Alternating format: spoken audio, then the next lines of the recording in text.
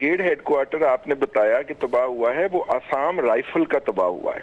ठीक है। और बनियाल सेक्टर में पाकिस्तान की फौज जो है वो एलओसी क्रॉस कर चुकी है और तमाम चौकियों पे कब्जा करके और उनको वो है। इसके अलावा पठानकोट एक बहुत मशहूर मारूफ और तारीखी इनका जो है वो अड्डा है, हवाई अड्डा है, जिससे ये भावलपुर और इस रीजन के अंदर अटैक वगैरह करते हैं, उसको भी हमने तबाह कर दिया है।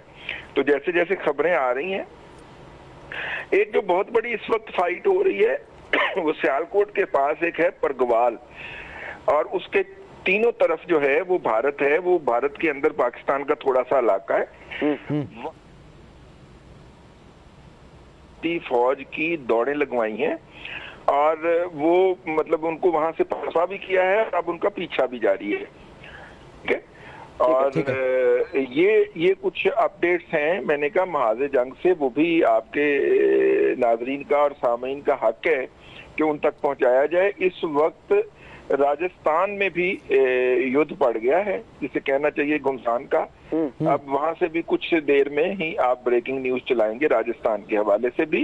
ये जयपुर का अड्डा है जहां पे वो बहुत ज्यादा अपनी फोर्स को इकट्ठा करके बैठे हुए थे, और जो हमारे दोस्त मुबालक ने हमें आज सुबह बताया था उसमें यही था कि यहाँ से इन्होंने अटैक इनिशिएट करना है इस सेक्टर से।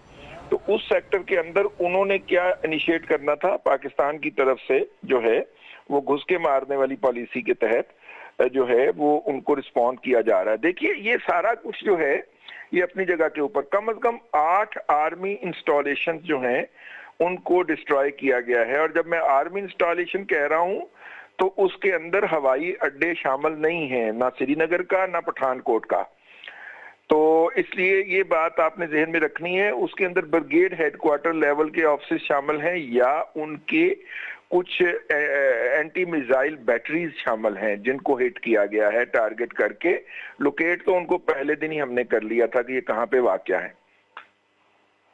ठीक है रजी साहब, पाकिस्तान ये बात पहले से जानता था, पाकिस्तान ने कई बार खबरदार किया, मुसद्दिक़ इतलात थी, अता तारड़ साहब ने भी बात की, वज़ीर दिफ़ा ने भी बात की और कहा कि हमें मालूम है, हमारे पास कन्फर्म इतलात हैं कि भारत ऐसी हरकत करेगा। और आज वो चीज़ हमारे सामने आ गई है कि भारत ने ये जो हरकत की है रात की तारीकी में, अंधेरे में, उसका एक बार फिर उसको हज़ीमत का भी सामना करना पड़ा है। आपके ख्याल से पाकिस्तान अब जिस तरह से डील कर रहे हैं, अगर हम आलमी मंजरनामे की बात करें तो पाकिस्तान ने जंग का आगाज नहीं किया, पाकिस्तान ने पहले हमला नहीं किया, ये हमला एक बार फिर गलती एक बार फिर भारत ने किया है। आपके ख्याल से ये गलती मोदी सरकार के कितना गले पड़ने वाली है?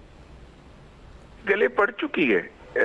देखिए बात ये है कि उन्होंने जो कुछ करना था कर लिया, अब आपका और मेरा काम है कि हम ये बताएं लोगों को। देखिए ना, दनियाल सेक्टर के अंदर भी तमाम चौकियों पे कब्जा हो गया पाक फौज का।